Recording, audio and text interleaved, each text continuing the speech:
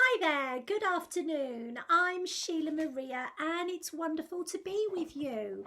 We are here in October 2020, and this video is all about why you're not able to hear your spirit guides anymore.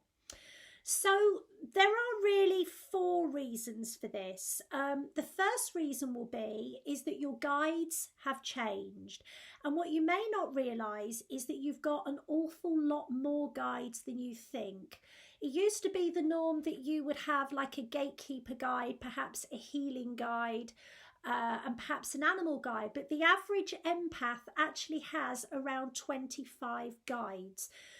You also have a high guide, and these are separate to your angels. So your guides do change, and you arrange that prior to your life. You actually arrange when your guides would swap in and swap out. So they were pre-selected by you in heaven. So your guides may have changed, especially if your vibration has gone higher or lower. So if you are feeling different to the way that you normally feel, very often it takes some time to actually stabilize your energy field so that you're able to hear those new guides.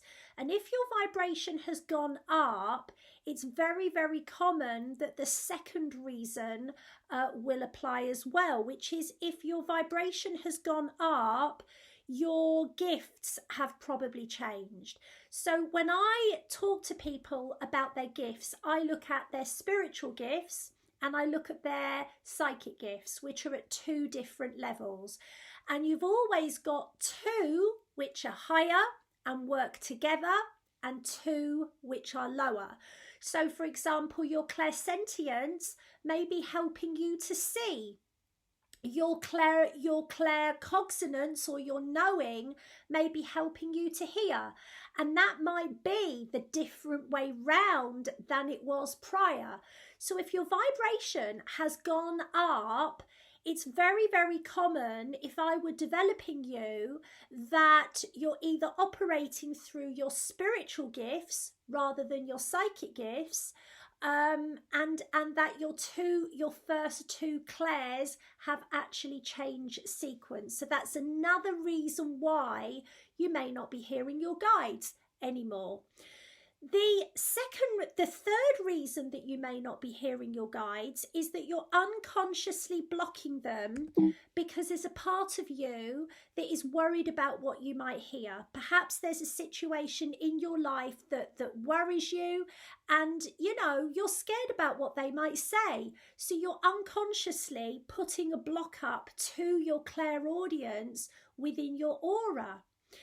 And the fourth reason is you may not hear your guides anymore because you've got psychic debris within your aura. And this basically means that you've got like static. And it's a bit like when you're trying to tune a radio station and you lose the signal and several signals start playing at once. So then we're going to move on to what you can do about it. Number one, find new ways to develop with new skills. I see a lot of light workers, a lot of empaths that believe they develop in the beginning and then that's it.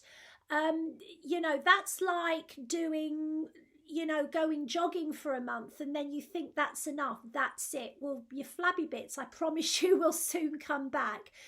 Your development is supposed to get broader as you get older. Okay, so if your vibration has gone up or if your vibration has gone down, very often your skills have plateaued because your energy system is used to working at that level. That is why I've been training since the year 2000. I still have mentors every year. And you may or you may not know that there is no limit to how talented you can become, but most people, they get their first break and then they think they don't have to develop anymore. So that's going to be the first thing that helps you. Maybe try clairaudient development instead of reading tarot cards. Maybe try trance channeling instead of journaling. Perhaps try reading past lives instead of trying to read relationships. Try and do something completely different. Work with a different kind of energy. If you normally work with angels, perhaps it's time to start working with galactic energy. Okay, number 2, the second thing you can do is connect with your guides as a group rather than trying to latch on to one particular guide. So your guides operate as a group and then they interchange as to who is the best guide for you on any given day. So you could potentially, during a 7-day period, have 7 different members of your guiding team at the forefront guiding you. So working with them as a group means you get an idea of their energy, and the energy of your guides does change. So sometimes your guides might be mainly feminine. Sometimes they may have a masculine approach. Sometimes your guides may be very, very wise, and sometimes they may be very, very blunt, because that is what you need at that time. And number 3, the third thing to do, stick to a meditation practice that clears your aura, especially your clairaudience channels and what we call your spirit rings, as well as getting your vibration high. Now, to me, this isn't really meditation. This is energy management. So your spirit rings are where your clairaudience and your clairvoyance is stored, and they are like the rings of Pluto. If your crown chakra has got bombarded by world energy or psychic debris, which can be other people's stuff, you will not hear your guides. You will literally feel like you've been cut off from them. So we really hope that that helps you. And if you would like a spiritual abilities assessment, I do offer those over at my page.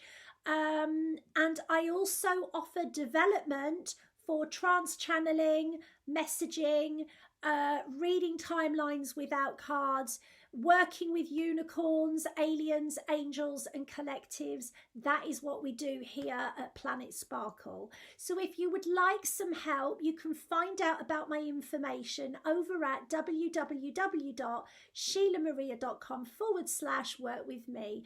We love you. Thank you so much for your time. Bye bye for now.